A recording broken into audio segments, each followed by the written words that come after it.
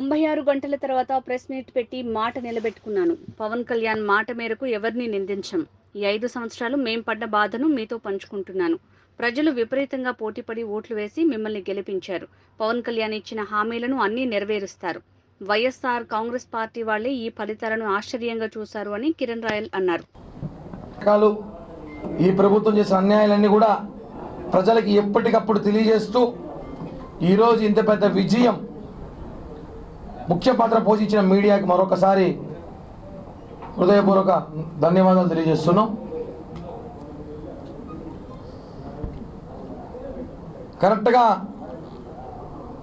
96 గంటల ముందు ఒక ప్రెస్ మీట్ పెట్టాను నేను ఉదయం ఇంటర్నేషనల్ హోటల్లో. మళ్ళీ 96 గంటల తర్వాత ప్రెస్ మీట్ పెడతా అని చెప్పా. అప్పుడు చెప్పా ప్రతిపక్ష హోదా ఇదే నా చివరి ప్రెస్ మీటు, అధికార హోదాలో మళ్ళీ ప్రెస్ మీట్ పెడతాను అని చెప్పా. కరెక్ట్గా మాట నిలబెట్టుకోవాలి కాబట్టి ఆ మాట మీద ప్రకారం కరెక్ట్గా 96 గంటలైంది కాబట్టి ఇప్పుడు వచ్చి మళ్ళీ హోటల్లో ప్రెస్ మీట్ కుదరలే కాబట్టి ప్రెస్ క్లబ్లో పెట్టా, అక్కడ పర్మిషన్ లేక. 6వ ప్రెస్ మీట్లో చెప్పా నేను, జగన్మోహన్ రెడ్డి గారిని గెలిస్తే వైజాగ్లో కానీ ప్రమాణ స్వీకారం చేయాల్సి వస్తే నేను తిరుపతి నుంచి వైజాగ్ వరకు నా డబ్బులతో పోస్టర్లు వేస్తా అని చెప్పిన. నాకు డబ్బులు మిగిలిపెట్టారు అనుకుంటా, కామెంట్లు పెట్టారు వైసీపీ పేటీఎం గారు విపరీతంగా నా మీద ట్రోల్ చేశారు. ఒరే కిరణ్ రాయల్ ఒరే ఏదో పోస్టర్లు రెడీ చేసుకో, డబ్బులు ఉన్నాయా లేవా, కావాలా డబ్బులు పంపించేదని ఫోన్పే నెంబర్ చెప్పు, గూగుల్ పే నెంబర్ చెప్పు. ఇప్పుడు చెప్తాను, డబ్బులు పెట్టుకొని మీకే అవసరం ఉంటుంది, జర్నీ చేయాలి మీరు అందరూ కొంచెం అట్లా చెప్తాను. పవన్ కళ్యాణ్ గారు చెప్పారు ఎవరినేం మాట్లాడదని, మేము కూడా ఏం మాట్లాడడం లేదు. కొంచెం మాకున్న బాధని ఆనందాన్ని వ్యక్తం చేసుకోవడం తప్పు కాదు. ఇన్ని సంవత్సరాలు మేము పడిన బాధ, మేము పడిన కష్టాలు, జనం ఎవరైనా ప్రేమతో ఓట్లేసి చూసారు, కసితో ఓట్లేసి చూసాం, భయంతో ఓట్లేసి ఈసారే జనంకు భయం వచ్చింది.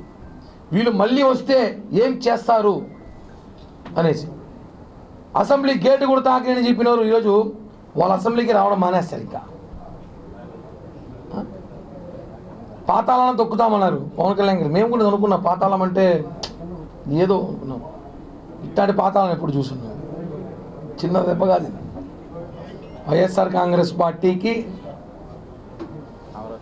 ప్రజల బిడ్డ జగనన్నకి ఇది అసలు 11 సీట్లు అనేది కూడా ఆయన ఆలోచిస్తాడు.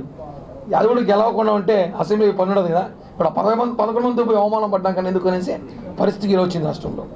మీరు చేసిన అన్యాయాలు, అక్రమాలు, దౌర్జన్యాలు విచ్చలవిడిగా ఈరోజు రాయలసీమలో చూడండి, ఈ జిల్లాలో చూడండి, ఇన్ని సీట్లు గెలిచాం మేము. ప్రజలు భయపడి పరిగెత్తి ఓట్లేశారు. వీళ్ళు మళ్ళీ కానీ గెలిస్తే మనం ఎవరు బతకలేము, మనం ఎవరు ఉండలేము. దారుణమైన పరిస్థితుల్లో రాష్ట్రం ఉన్నప్పుడు పవన్ కళ్యాణ్ గారు ఈరోజు నిజం చెప్పాలంటే ఒక బాహుబలిలాగా వచ్చాడు. ఆయన ఈ రాష్ట్రానికి హనుమాన్ సినిమాలో ఆంజనేయ స్వామిలాగా వచ్చాడు, ఈ రాష్ట్రాన్ని కాపాడాడు. నేను త్యాగాలు చేసిన పర్లేదు, నా సీట్లు పోయినా పర్లేదు, జగన్మోహన్ రెడ్డి అనే వ్యక్తి రాడు అని చెప్పాడు. ఛాలెంజ్ చేసి మరీ చెప్పాడు. చెప్పి చేసిన వ్యక్తి పవన్ కళ్యాణ్ గారు. ఈరోజు మనం చూసుంటాం స్ట్రైక్ రేట్ 100%. మనం మ్యాచ్లు చూస్తుంటాం ఐపీఎల్, దానికన్నా పెద్ద స్కోరే కొట్టాం. 21 స్వీప్, 21 స్వీప్ అంటే చెప్పి చేశాం. భారతదేశ చరిత్రలో ఎవరు కూడా చెప్పిన పోటీ చేసిన ప్లేస్ 21 గెలుస్తున్నాం, 2 ఎంపీలు గెలుస్తున్నాం చెప్పామంటే అర్థం చేసుకోండి. మాకు ప్రజల మీద ఎంత నమ్మకం ఉందో మా నాయకుడు తెలుసు. ఆయన చెప్పి చేశాడు. మీరు వైనాట్ 175 అన్నారు. మొన్న సాయంత్రం కూడా సజ్జల రామకృష్ణ రెడ్డి గారు 16-11 సంబరాలు చేసుకోండి అన్నాడు.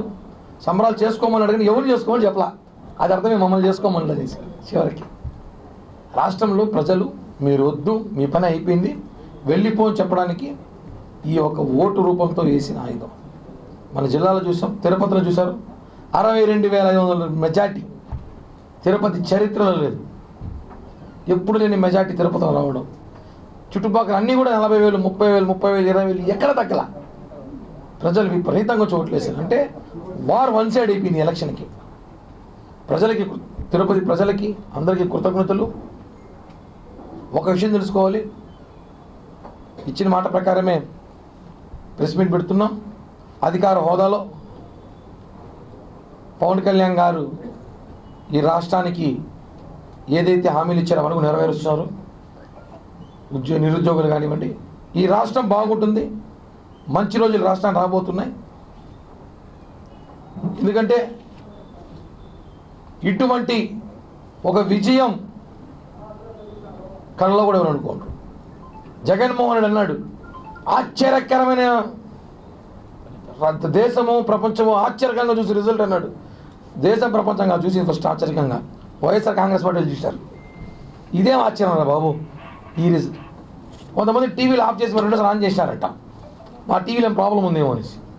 అది 2 డిజిట్లో వస్తాను, టీవీలో ప్రాబ్లం ఉందనేసి ఆ స్థాయికి వచ్చేసారంటే గుర్తుపెట్టుకోండి, ఈరోజు వైఎస్ఆర్ కాంగ్రెస్ పరిస్థితి ఇంకొక 2-3 నెలల తర్వాత ఎలా ఉంటుందో.